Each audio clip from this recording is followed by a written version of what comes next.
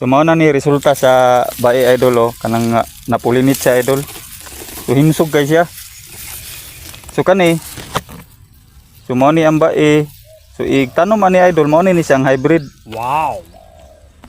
Hybrid lahi na ni siya o klase kung matanom na. So mao pa man ni ang bae. So na-breed din siya sa laki idol kanang tagas kay yung laki oh.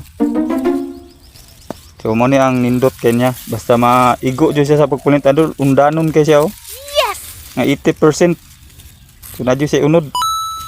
Kani hapit na ni siya anihon idol. Mga sunod adlaw siguro ni semana anihon na ni. So kani siya nga variety wapo kay siya resulta idol oh. So March na maron idol.